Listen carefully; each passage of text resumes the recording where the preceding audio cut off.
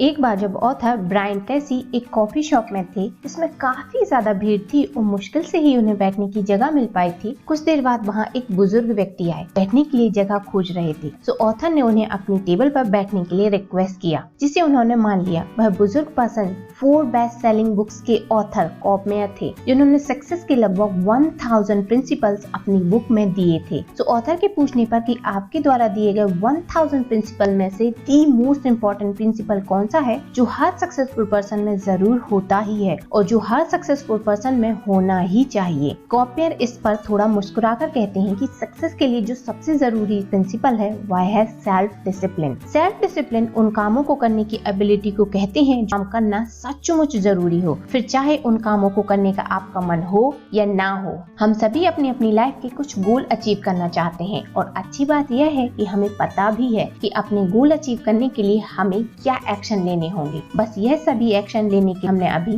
खुद को डिसिप्लिन नहीं किया है। फॉर एग्जाम्पल, अगर आप अपना वेट कम करना चाहते हैं तो शायद आप ये जानते होंगे कि मुझे वेट कम करने के लिए अपनी डाइट थोड़ी सी कम करनी होगी, थोड़ी सी एक्सरसाइज को अपनी लाइफ का पार्ट बनाना होगा, पानी ज्यादा पीना होगा और शुगर या इससे बनी चीजों को अपनी डाइट से कट करना होगा। वेट कंट्रोल करने के लिए हमें ये एक्शन लेने होंगे। ये सभी बातें हमें पता है, लेकिन हम कभी खुद को ये लेने के लिए तैयार ही नहीं कर पाते। ब्रायन ट्रेसी अपनी book no excuses the power of self discipline में कहते हैं कि हमेशा हमारे अंदर एक वॉर सी चलती रहती है। हमारे ब्रेन का एक हिस्सा हमें सही और जरूरी काम करने को कहता है और ब्रेन का दूसरा हिस्सा हमें गलत और अनइम्पोर्टेंट काम करने को कहता है। आप अपनी ब्रेन के किस पार्ट की बात सुन रहे हैं, ये आप अपनी आज की सिचुएशन देखकर डिसाइड कर सकते हैं। हमेशा याद रखिए कि अच्छे काम हमें और ज्यादा अच्छे काम करने के लिए इंस्पायर करते हैं और बुरे काम और भी ज्यादा बुरे काम करने के लिए कहते हैं। Number 1, take responsibility. जब ऑथर की उम्र 21 साल थी तब वह एक छोटे से अपार्टमेंट में रहते और सुबह 5 बजे उठकर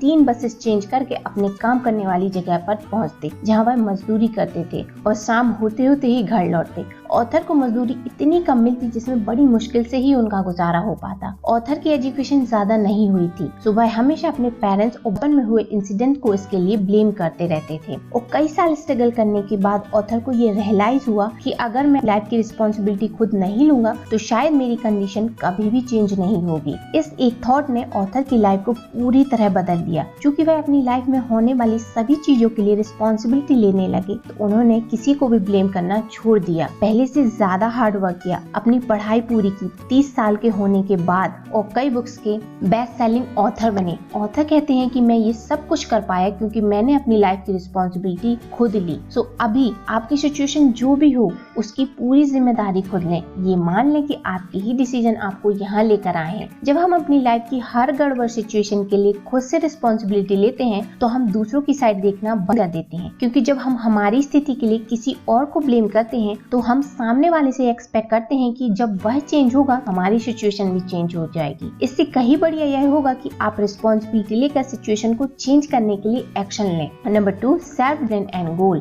अपने लिए क्लियर गोल सेट करें। आप लाइफ में जो भी करना चाहते हो उसे एक पेपर पर लिख लें और हर दिन खुद को डिसिप्लिन में रखकर अपने गोल की तरफ एक्शन लें। अपने गोल को लिख कर रखें, क्योंकि सिर्फ 3% लोग ही अपने गोल को रिटन फॉर्म में रखते हैं और इन्हीं 3% लोगों के गोल अचीव करने की पॉसिबिलिटी 97% होती है। सिर्फ लिखने भर से आपके गोल अचीव नहीं होंगे, उन्हें अचीव करने के आपको एक्शन भी लेने होंगे। ऑथर द्वारा इस बुक में एक 5 स्टेप प्रोसीजर बताई गई है गोल अचीव करने के लिए। आप चाहें तो उसे ट्राई कर सकते हैं। स्टेप 1, सबसे पहले यह डिसाइड कर लें कि आप सचमुच क्या चाहते हैं। जैसे अगर आप वेट कम करना चाहते हैं तो बस ये ना कहें कि मुझे वेट कम करना है, बल्कि कितना वेट कम करना चाहिए इस पर क्लियर रहें। स्टेप 2, अपने गोल को लिख लें। फॉर एग्जाम्पल, मैं 5 kg वेट कम करना चाहता हूँ। स्टेप 3, एक डेडलाइन डिसाइड कर लें कि किस डेट तक आप वह गोल अचीव करना चाहते हैं। स्टेप 4, उन कामों की लिस्ट तैयार करें जो आपको करने होंगे। इसमें कुछ भी आ सकता है, कोई हैबिट जो आपको डालनी पड़ेगी, एक्स्ट्रा टाइम जो आप उस गोल पर खर्च करोगे। स्टेप 5, अब प्रायोरिटीज के बेस पर उन कामों पर एक्शन लेना स्टार्ट कर दें। बिना किसी देरी के, बिना किसी टाल मटोल के एक्शन लें। खुद को डिसिप्लिन करें काम करने के लिए और अगर आप डिसाइड की हुई डेट तक गोल ना भी अचीव कर पाए तो निराश ना हो, एक दूसरी डेट लिखें और फिर से शुरू हो जाए। नंबर 3,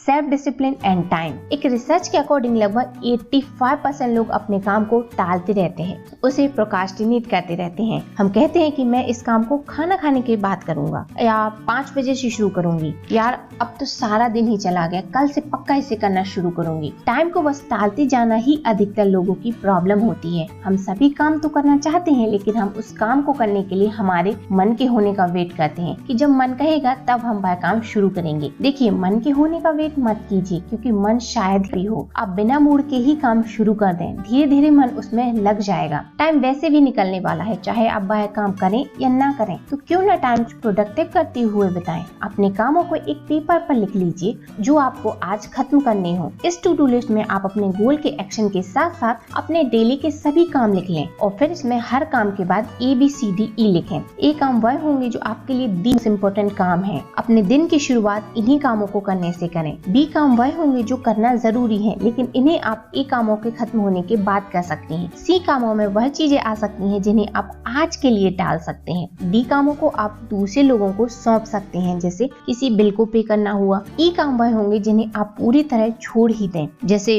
बार बार इंटरनेट पर सर्फिंग करना। यह रूल कहता है कि जब तक आपका ए काम बचा है तब तक आप बी काम शुरू ना करें। पहले अपने सभी ए कैटेगरी के कामों को पूरा करें, फिर बी कैटेगरी, और इसी क्रम में सी और डी। और ई कैटेगरी के फालतू के कामों को ना भी करें तो इसका आपके फ्यूचर पर कोई प्रॉब्लम नहीं होगी। सेल्फ डिसिप्लिन भी बाकी की हैबिट्स की तरह ही है। आप जितना ज्यादा कामों में सेल्फ डिसिप्लिन की प्रैक्टिस करेंगे, उतने ज्यादा ये आपके लिए इजी होती जाएगी। जब आप खुद को डिसिप्लिन करके किसी काम को पूरा करते हैं, भले से उस काम को करने का आपका मन ना हो, तब हमारा ब्रेन डोपामिन नाम का हार्मोन प्रोड्यूस करता है जो हमें एक खुशी की फीलिंग देता है। और जब ब्रेन को बार बार इस खुशी का एहसास होता है, तब ब्रेन में एक हैबिट लूप बन जाता है। फिर आगे से हमें हमारे मन का वेट नहीं करना पड़ता कि जब मन होगा तब हम काम शुरू करेंगे। तब सेल्फ डिसिप्लिन ही हमारी हैबिट बन जाती है। ये बातें मैंने आपको no excuses the power of self discipline by Brian Tracy book से बताई हैं। अगर आप ये बुक खरीदना चाहते हैं तो नीचे डिस्क्रिप्शन में दिए गए लिंक से जाकर ले सकते हैं। अगर आपको वीडियो अच्छा लगा हो तो लाइक करें। वीडियो पूरा देखने के लिए आप सभी का बहुत बहुत धन्यवाद।